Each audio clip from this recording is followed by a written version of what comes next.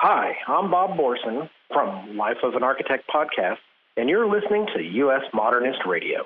Mama don't allow no architecture around here. Mama don't allow no architecture around here.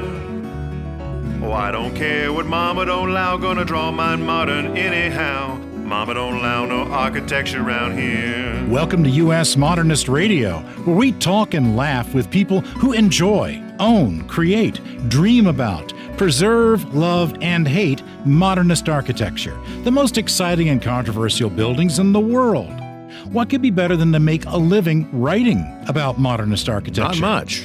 We've had two such people on the podcast, Pierluigi Serraino and Alan Hess. And today on the show, all the way from the UK, Dominic Bradbury, author of the new book, Atlas of Mid-Century Modern Houses. And now your host, just off the plane back from Modernism Week, George Smart. Hi, folks. You know, there's something just wonderful and incredible about touching down in the Palm Springs airport every year for the biggest event in mid-century modernism. It's the Super Bowl of mid-century, called Modernism Week. And if you're new to the show, you ought to know two things. One, we do about 10 shows a year in Palm Springs. And two, every year we take out about 30, 35 fans and friends to our own modernist compound with a pool and a fire pit and Francisco making fresh frittatas in the morning and some lunchtime martinis, house tours, modern art, trending food, outrageously classy parties, smart lectures, documentary premieres, and a few more martinis by 5 p.m. Tickets for 2021 will be on sale at usmodernist.org/tours in June of this year. We did not see Kanye West in Palm Springs, sad to say. You know, he's totally into architecture, just like Brad Pitt, although neither owns a modernist house that I know of. So how much into architecture can they be? Well, they're well known, at least. Yeah, However, the winner here is Jennifer Aniston, formerly of Brad Pitt, who owns one of the most stunning modernist houses in L.A., designed by Quincy Jones. She is not returning my calls. U.S. Modernist Radio is underwritten by modernist realtor Angela Roll and Nichiha.com/US Modernist.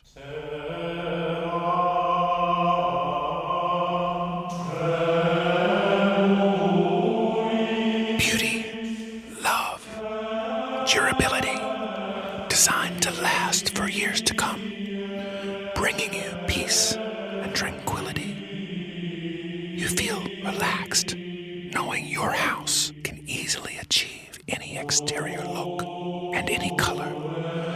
Wood, concrete. Your house loves feeling this good, and you love feeling this good. Nichiha, Nichiha. Nichiha, Nichiha. Say it with me. Nichiha. Advanced engineering. Nichiha, Nichiha. Durability, textures, finishes, and colors. Visit Nichiha.com/US Modernist. Nichiha, Nichiha. Nichiha. That's N.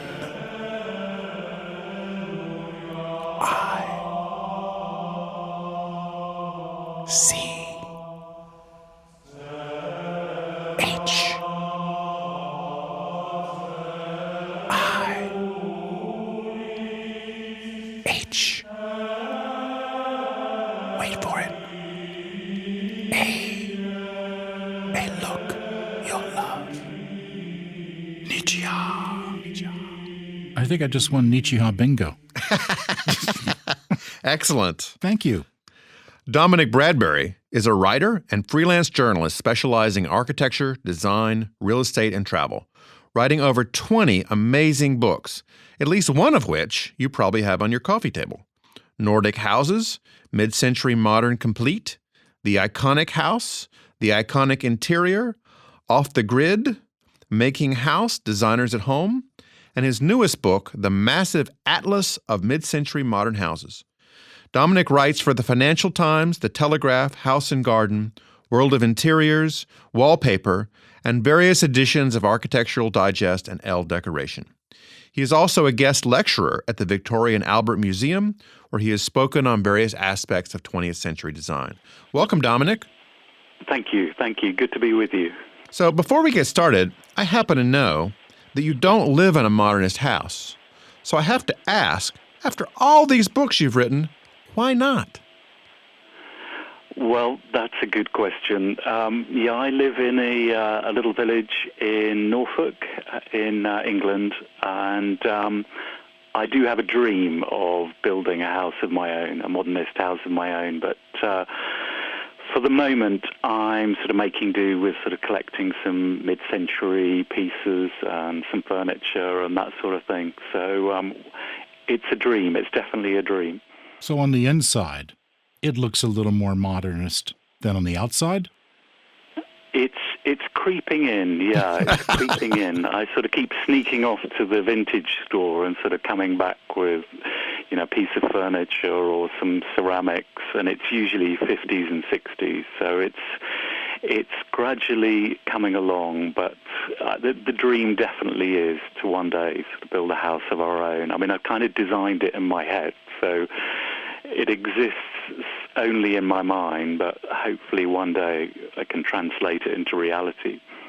Are there any near you, scattered about the countryside, some that Prince Charles has not banished yet? Yeah, we actually have quite a few. I mean, it's in terms of contemporary houses, it's been, I guess, over the past maybe 20 years, I think the planning system has sort of opened up much more where I live towards, contemporary modernist-inspired architecture. But we actually have quite a lot from the 50s and 60s in Suffolk, which is not that far away, and then sort of heading down towards, the home counties. And I mean, when I was doing the Atlas of Mid-Century Modern Houses, I was kind of surprised in a way to find that there's so much in my own backyard that I hadn't really known about or realized was there. So, in that way, I think that was, for me, one of the most sort of rewarding parts of the book, was sort of realizing how much there is in the UK from the 50s and 60s, because I think we do have this sort of, I think outsiders think of us as quite a sort of conservative, with a small c country, and yet actually, if you start to sort of dig, there was quite a lot in the 30s and then in the 50s and 60s. How did you get into mid-century modernism? How did your love affair with it start? Well, I think it was quite a sort of slow relationship, sort of in the early days. I mean, I started writing about sort of interiors and architecture, and a lot of that was sort of contemporary interior design, contemporary architecture.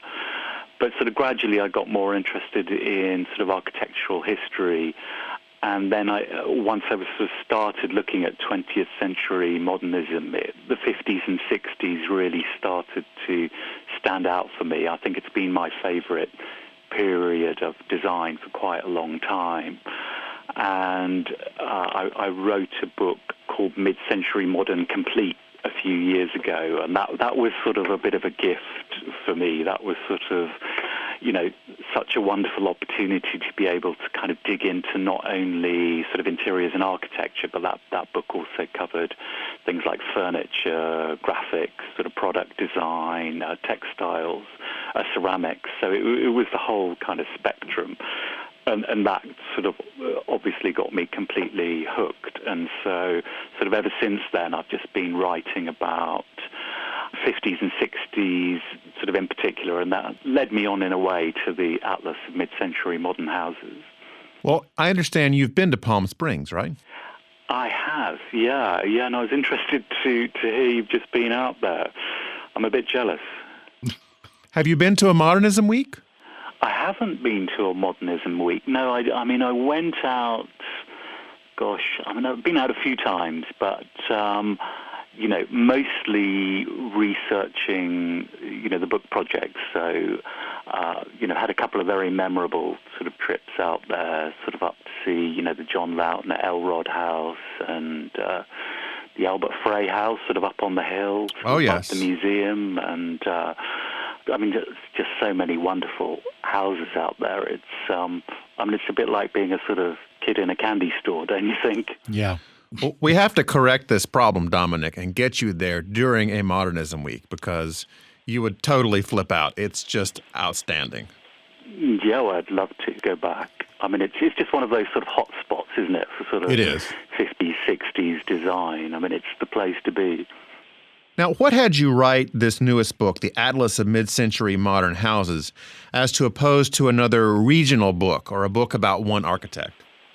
Well, it was kind of a new relationship for me with Phaidon, the publisher. So Phaidon had already explored, this Atlas format a few times. So the last one they did before the Atlas of Mid-Century Modern Houses was the Atlas of Brutalist Architecture that you might have seen. And we love our concrete. Yes, we do. Which book weighs more? Yours or the Brutalist book? I haven't put them on the scale, so I must do that a bit later. Yes. But it kind of set the format for me to work with. So it was really a Phaidon project, and they were very kind and sort of generous to ask me to work on this project. I mean, it's really kind of their baby. They set the format. So, obviously as an atlas, it's a global survey. We wanted to sort of travel around the world, focusing on the 50s and 60s. And we kind of set ourselves some fairly tight parameters on that. So it really is kind of late 40s through to 1970. The aesthetic had to also be that kind of mid-century, playful, kind of joyful, sculptural, optimistic, dynamic aesthetic that you think of when you're thinking of mid-century houses. So, I mean, that was how it began, and then we went through this very long research process that I guess was maybe 6 months to a year in itself. So we came up with a long list of about 750 houses, and then we had to do some sort of quite painful whittling down to get down to around, I think we sort of got between 400 and 450, I think, in the end.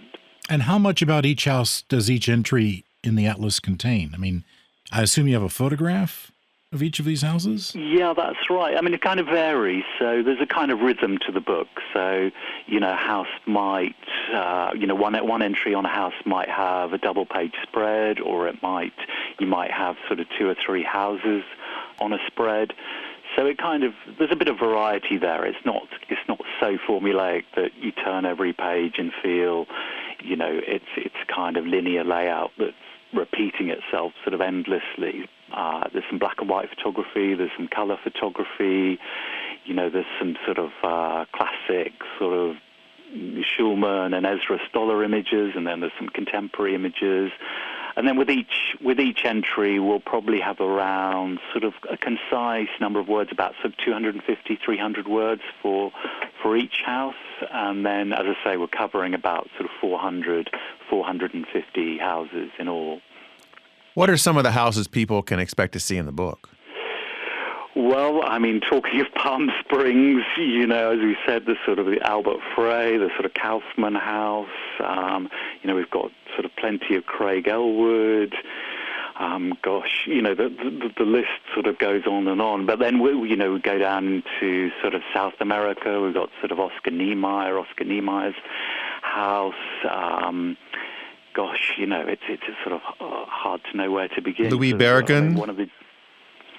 Lots of Americans. So we begin in America, basically. It must be my accent, Dominic, because I said Louis Berrigan. Oh, Berrigan. Yes, sorry, yeah. We've got some Berrigan. Yeah, we've got some Berrigan in there. Yeah, we've got quite a lot in Mexico. We've got quite a lot in... Who is Louis Berrigan? Good question, Tom. Yes. Famous architect in South America. Okay. Yeah, one of the great Mexican architects. You've probably seen the ranch he did with all the pinks and the reds and the fountain and the horses. Yeah, one of my favorites. But then Oscar Niemeyer down in Brazil. We had a great trip a few years ago to see some houses in Brazil. So his house is on the edge of Rio de Janeiro. So on this sort of beautiful hillside site, surrounded by tropical vegetation and this lovely sort of kidney-shaped swimming pool, and then this sort of kind of glass pavilion, sort of floating on the hillside, with this very sort of strong inside-outside relationship, and then all the sort of, as I say, tropical greenery all around. So it kind of even though it's Rio, it feels like you're out in the country. Did you get to meet many architects as you were going around, any of those that are still living and still quite senior? Yeah, I mean, there's sort of been a few over the years, but they're sort of starting to sort of slip away, I guess. Yes, they're almost all gone. Yeah, so I mean, that is sort of rather sad thing about sort of working on the book and projects like this. You sort of, you rather feel that this generation is sort of slipping away. So people like sort of Charles Guathme that we met sort of a few years ago had this sort of great visit out to the Guathme house in the Hamptons. But then, I think he sort of passed away a few years ago. So you sort of feel, this sort of sadness, about this passing away of this, really wonderful generation. Now, in assembling the book, what dates do you consider to be mid-century? What's the range of years for a house to be mid-century? Well, the publishers were quite strict with me on that. I kind of tried to sneak a few in here and there that was sort of outside of our date range. And I mean, it really was, as I said, sort of late 40s, beginning of the 50s through to 1970, and then we pretty much stopped there. Because you can sort of, I think if you start to cheat, you kind of start to sort of step outside the aesthetic as well, because I think there is just such a distinctive aesthetic, don't you think, sort of around 50s, 60s houses. And I think even within the 50s and 60s, I think, you could probably break it down a little more. So, you've got that very organic feeling in the 50s with the sort of very natural materials. Then perhaps in the 60s, a little bit more sort of geometric in terms of some of the forms and the ideas. So that sort of, almost that kind of pop art kind of influence coming through. So, but then I think as you start to get into the 70s, I think you do sort of start to get into a different aesthetic, to get into a new territory. So we were pretty strict on ourselves. Well, it was in the 70s when realtors starting to turn on mid-century modernism, telling everybody that they were terrible houses to buy, and architects stopped designing them, and everyone started investing in these contemporaries, which had some elements of old modernism, but certainly were quite different. And old modernism. That's exactly. You've coined old something modernism. there. A new phrase, old modernism. Like classic Coke, right? Right. Yeah. Well, I think that's true, and I think there was that kind of worrying time when kind of a lot of great mid-century houses were being torn down, and I think certainly in the UK, I think we've moved out of that phase, and quite a lot of mid-century houses are now being listed and protected, so they can't be torn down. And I don't know what the situation is in the States at the moment, but I see that there are more houses being protected, and then I think there's just a lot more respect now. Oh yes, now there is, 50s, definitely. 60s architecture. In 1970, no one really cared at all, and they were being the start of a period where they were being plowed down left and right. Yeah, no, I guess occasionally you still see that, but now it becomes quite controversial, and there's much more of a fight and hopefully some protection. I mean, I think in the UK we have this thing called spot listing, so that if a building's under threat, you can actually apply for a listing that will protect that building from being torn down. Do you think that the realtors didn't realize how highly these buildings, mid-century modernist buildings, were prized at first, in that people rallied around preserving them, and they were not expecting that at first? Yeah, and I think sort of, quite a lot of these houses were sort of fairly experimental, weren't they? I mean, in terms of sort of some of the techniques they were using, some of the materials, the flat roofs, the sort of some of the glazing they were using. So, because it was fairly experimental, sometimes there were problems with those houses that sort of cropped up. They might be cold, they might have, a leak in the roof, they might start to deteriorate sometimes.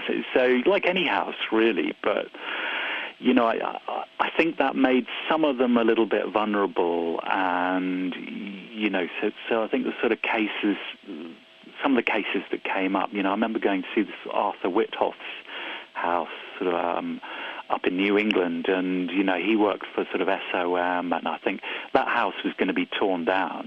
He'd moved out of the house, he moved down to Florida.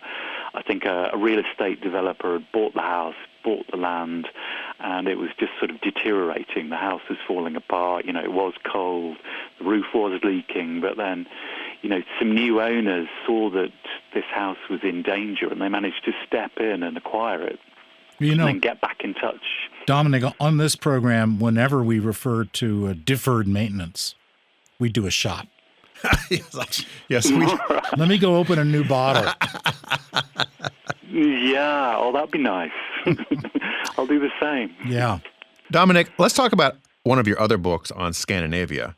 I don't think most people, particularly in America, realize the impact of Scandinavian architects like Alvar Aalto and Eero Saarinen. They may not even realize they're from Scandinavia. What did you discover as you were working on that book?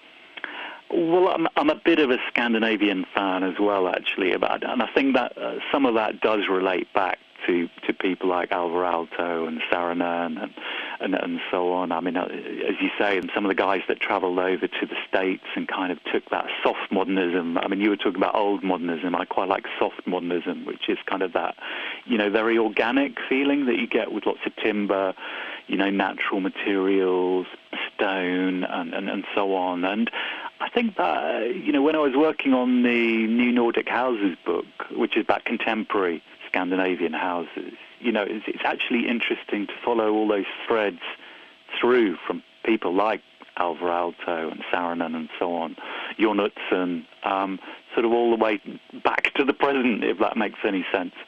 And sort of and see how that love of kind of natural materials is still there.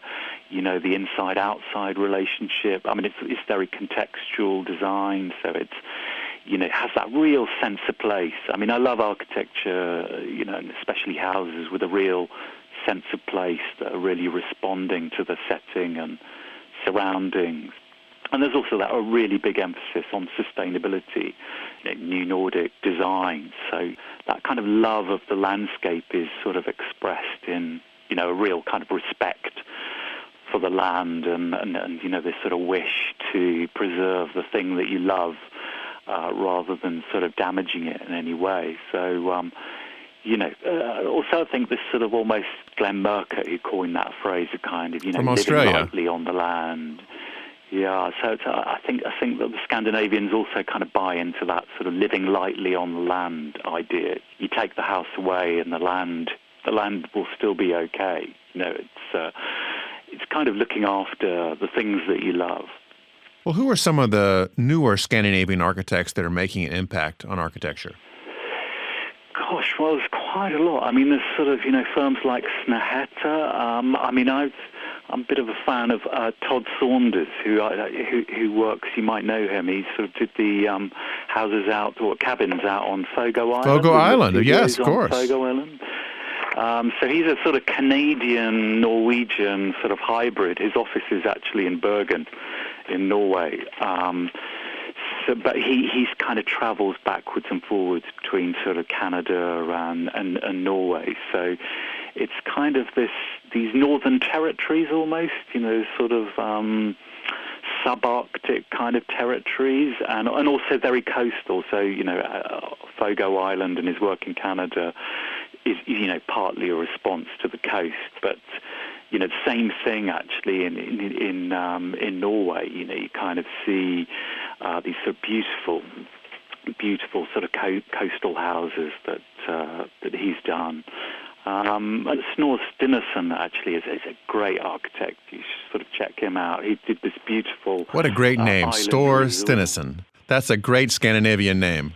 It's fantastic, isn't it? And he's such a talented architect. He did this beautiful island resort called Manshausen. I think was initiated by an Arctic explorer. I mean, it's such a sort of fantastic combination of kind of Snorre Sturluson and the sort of Arctic explorer, this sort of amazing island, and they built these sort of beautiful eco cabins that you can go and stay in on this wonderful, wonderful island. I noticed that unlike a lot of authors, you have at least 2 publishers, Faden and Rizzoli. Yeah, that sounds like a buddy cop show. Faden and Rizzoli. Jane Rizzoli is a Boston cop with a secret past. Donna Faden is a medical examiner that doesn't play by the rules. You're going to get me in trouble in a minute. How does it work with 2 attractive, successful publishing houses vying for your attention? That don't play by the rules. Yeah, in the South, we would call that a menage a 3. Well, I mean, it's interesting. I mean, I suppose I would make a parallel to my work as a journalist, so if you're working for one magazine or one newspaper, in today's world, you're probably going to starve to death if you're freelance. And I realized that quite a long time ago when I was freelancing. And so I went out to lots of different magazines, lots of different newspapers, and started to try and write for them, and not just in the UK, but sort of in other countries, in America or Australia. So it was, as you say, it was a little bit promiscuous, I guess. But actually, if I wanted to make a living doing what I love doing, which is writing, then I had to be promiscuous and sort of go and talk to lots of editors and get to know them, find out what they wanted, and so on and so on. And so with books, it's kind of been a similar thing, I think. I kind of realized that if I actually want to write lots of books, then I probably need to talk to different people, because each publisher works in a slightly different way. Each publisher has different strengths, different things that they're interested in, different ways of doing things. So you're not one of those authors who uses different pen names, though, like some of those romance novelists. Yeah, I'm afraid I haven't got into that yet, but maybe I should.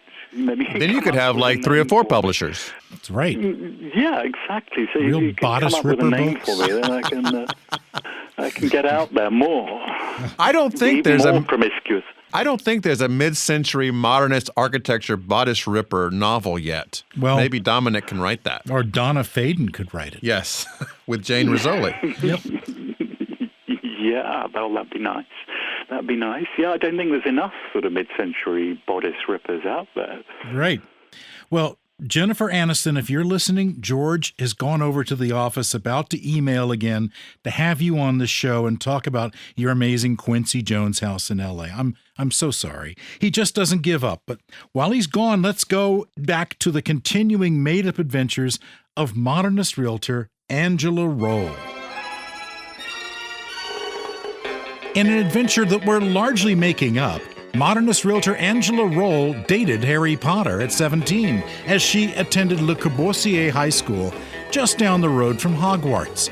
These esteemed schools never played each other in Quidditch, but their proms were legendary, particularly the year they did Stairway to Heaven. Although she was ridiculed by other architecture students for dating a magician, she learned how to conjure up the cigar-smoking, slightly tipsy ghost of Mies van der Rohe, Yeah? and she wound up acing all the exams. Now, Angela specializes in modernist houses and uses her architecture training, which is a real thing, to advise buyers and sellers on the best strategies for preserving the architecture they love, and also what dress to wear to a Hogwarts prom. Angela Roll is your special agent. Reach her at angelaroll.com, that's ROEHL, or dial 919-995-0550. Thank you, Tom. Jennifer Aniston wasn't home. Maybe Oh. next time. Darn. Dominic, what's the modernist hotspot that most people don't know about in the world? A modernist hotspot that people don't know about. Well, I think There's one in Mexico. There's one outside Mexico City, a hotspot called El Pedregal, which is this amazing sort of housing development on the edge of Mexico City, which was developed in the 50s and 60s. And it just became this sort of focal point for so many sort of talented Mexican architects.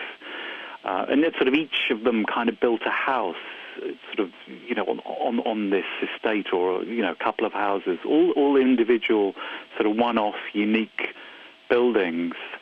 And what's it called again? El Pedregal is how I pronounce it. I'm probably going to get corrected, but it's an amazing development.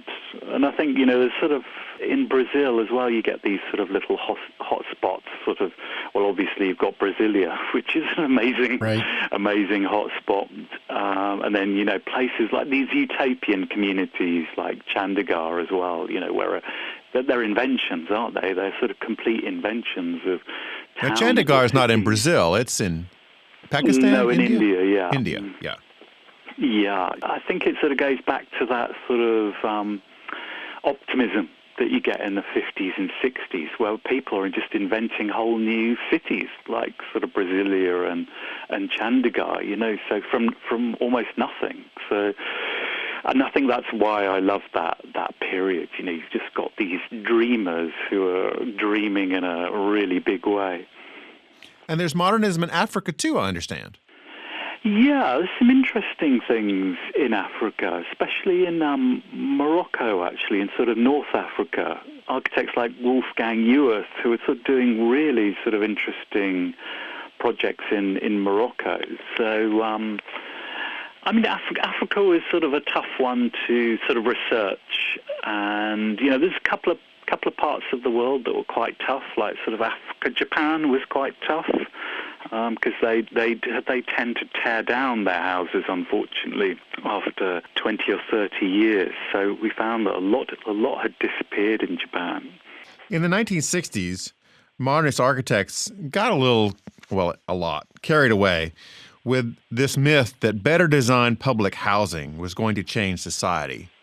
And almost all these projects didn't work, and a lot of them have been torn down. Why do you think they failed?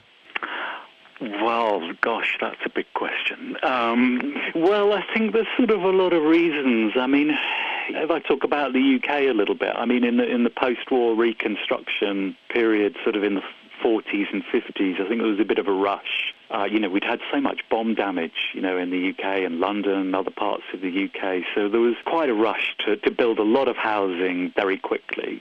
So you got these modernist post-war tower blocks that were going up quite rapidly. And some of them weren't that well built. And there was a lot of concrete, a lot of brutalism. And many of them weren't that well looked after, and so because they were poorly built and they weren't well looked after, they started to deteriorate very quickly. Yes. But then on the other hand, we've got some amazing tower blocks like the Barbican, which you probably know in London, and is a huge success. And then we've got things like Centrepoint by Richard Seifert in the middle of London, which was actually designed as an office block originally, but it's just been converted into residential use. So it's an amazing sort of high-rise sort of apartment building from the 60s. So it's quite a complicated picture as to why, some really failed and actually some are still amazing today. It's quite a complex conversation. Is the Barbican still public housing, or has it converted over to private hands now? It's all private, I think, now, and but it's actually incredibly popular, as a place to live. It's very much in demand in London. It's a real sort of enduring success story. Like you say, some public housing towers and so on in the UK have failed, but Barbican was a big success, or it certainly is now. Yes, it's very beautiful to walk around. We took a group there a couple of years back, and to see the strength and the mass of the building is still very robust. Yeah, and they even found another tower, another Barbican tower, which was being used as a YMCA. think they call it the Fifth Tower. I think that's right. And it's now being converted. The YMC moved out, and it's been converted into apartments. So you suddenly got this little rush of kind of new, in inverted commas, Barbican apartments sort of coming through. And again, they were sort of incredibly popular and well received. Back in Spain in 2014, after giving a reporter the finger, Frank Gehry famously said that 98% of architecture is shit. I know you get asked all the time, what's your favorite building? But we want to go in the other direction and find out, what buildings did you run across that just didn't work? Just didn't work. Gosh, wow. From the 50s and 60s? Yeah. Or You know, in the process of researching for your atlas. Gosh, wow. Well, you had that 750 really didn't work. to begin with. You had to winnow them down somehow. Yeah.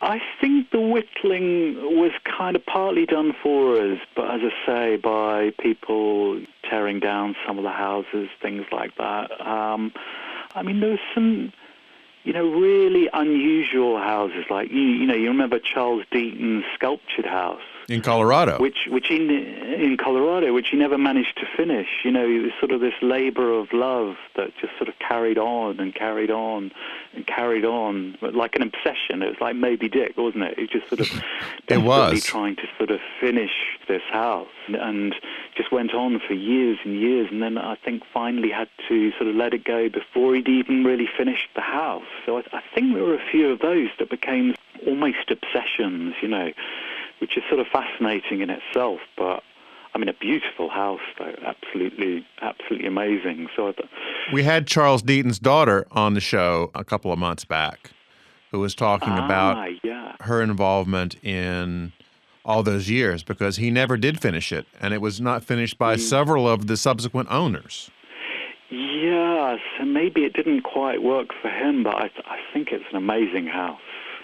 So are you talking about sort of real architectural sort of turkeys? Yeah. The attempts at mid-century modernism that just fell flat. Gosh, that's a really tough question. You think you might have got me there. Nobody thinks their baby is ugly. Right. Their babies are just remarkable. Like all the houses in the atlas, like they're all children, they're all babies, they're all beautiful. So, I'm struggling to think of the turkeys. They're all strong, good-looking, and above average. I hope so. Yeah. I think it's just such a great period. I mean, I think when you sort of step up closer to today, you start to find more turkeys, I think. So, not that I'm going to start naming names, but I think there's more turkeys now than there was then, if you ask me. Okay. Have you met Pierluigi Seriano or Alan Hess? I haven't. No, know them by reputation, but no, I haven't met them. So we need to get the three of you together in Palm Springs in 2021. Because in a bar, yes. Because the three of you are like the Avengers of mid-century modern publishing. I mean, you have put out 60 books, maybe, between the three of you, easily. And I would like to have the three of you on the show with some drinks, chatting about all this. I think it would be a fascinating conversation. Are you buying? Yes, I am. Oh, good. Yeah, that sounds great. Tom and I will look to arrange that for 2021 if you'll come over. I'd love to do that. Yeah, no, that'd be great. Any excuse to come back to Palm Springs. My last question here. I know that you have done a little bit of research on Felix Candela. Yeah, a little bit. And his contribution to the uniqueness of both engineering and architecture with thin concrete. Yeah, shell roofs. So tell us about that. Well, I think with shell roofs, from what I know of Candela, he's working with these really thin shells. So rather than getting these sort of really chunky sort of structures, you get these very light, sort of curvaceous, but very strong sort of layered shells. So you can start to develop these very sculptural forms. So he was sort of working in Latin America But, I mean, for instance, we were out at the George Nakashima farmstead earlier this year, which I'm sure you know. Yes. And Nakashima was a big Felix Candela fan. So you know the Konoid studio at the Nakashima farmstead? No, I don't know that one. Yes, it's beautiful. It's this sort of rounded shell roof. And that was sort of partly inspired, well, his daughter explained to us, that was partly inspired by Nakashima's interest in Felix Candela. And then he also did this sort of amazing pool house just down the hill from the Konoid studio, which also uses this kind of shell roof sort of idea. So I think he was one of those people, you know, Candela, one of those sort of people, what's the word, like the architect's architect. So, yes. So he inspired a lot of people, a bit like Buckminster Fuller, you know, with geodesic domes and that sort of thing. I think he's one of these people who really inspired other architects to sort of look at these kind of engineering-led ideas and sort of take them out into sort of different realms and different contexts. So a bit like Nakashima up at the farmstead. If you ever get a chance, folks, to go to Valencia, Spain, which is a wonderful seaside resort, I know tons of people from the UK go there on holiday. You can see their complex of science and culture, which was designed in large part by Felix Candela and later on by Santiago Calatrava and others. Really an incredible complex of buildings using this very thin, undular, curving concrete. Yeah, wonderful. Well, Dominic, thank you so much for joining us and for staying up late there in the UK to be with us. Oh, it's a pleasure. I look forward to seeing you in Palm Springs. Oh, yes. We're going to get the three of you guys together and have a drink, have a martini one night. Yeah, Negroni? Whatever you would like. It's on us. Great. Thank you. I'll look forward to it. Thanks for listening. U.S. Modernist Radio is underwritten by Angela Roll, your special real estate agent for Modernist houses, and by Nichiha.com/US Modernist. Okay, Mr. Gild. Visit usmodernist.org's massive Modernist archives to hear past shows, discover 7,000 mid-century houses, and access 2.7 million pages of classic 20th century architecture magazines. You can get a hold of George at usmodernist.org or on Instagram at mr.modernism. I'm Tom Gild. U.S. Modernist Radio is produced by Soundtracks Recording Studios in Raleigh, North Carolina. Our theme song is performed by George Smart and Robinson Earl.